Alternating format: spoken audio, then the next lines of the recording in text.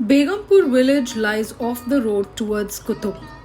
The best way to reach is via the Sarvapriya Vihar Club and Colony Market, along a lane which runs past the very imposing stone and rubble remains of Muhammad bin Tughlaq's 14th century palace and tower known as Bijay Mandal, and the Sufi Khanka of Sheikh Hassan Tahir from early 1500s.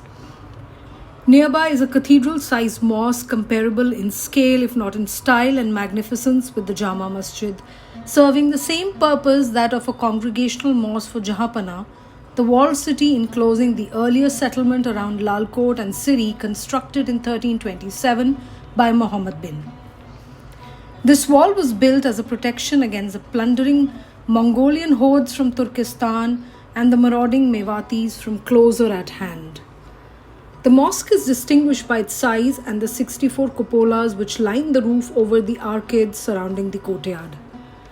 According to the village records, the tract of land around the present village was the Jagir of Begum Sultani in the time of Alauddin Khilji and called Begumpuri by her.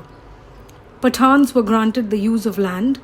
They and their descendants remained in possession until a famine forced them to abandon it. Jats, Mios and Brahmins from Ladosarai area near the Qutub subsequently occupied the land until the arrival of the British. At some point, the villagers of Begumpur were concentrated within the precincts of the mosque itself. This could have been after Timur's sack of Delhi in 1398. Inside the mosque courtyard, there were two large wells and the villagers lived in mud huts. A number of the older inhabitants still living in the village were born within the confines of the mosque and recall being moved out with the rest of their families when the Archaeological Survey of India eventually acquired it for conservation purposes in 1927. To all intents and purposes, Begumpur is in effect a 20th century creation which has nevertheless retained many of the features of a traditional Punjab or a Haryana-style village. Begumpur has considerable revenue potential from remaining essentially as it is. Improvement schemes have been drawn up but remain stillborn.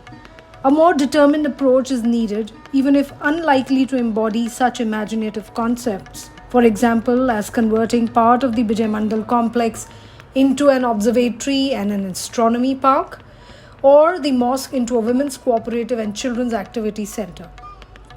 It would be a precedent for the restoration of other villages in Delhi which have so far not yet fully succumbed to boutiquification as in Hoskas or to haphazard building and encroachment as in Chirag, Delhi.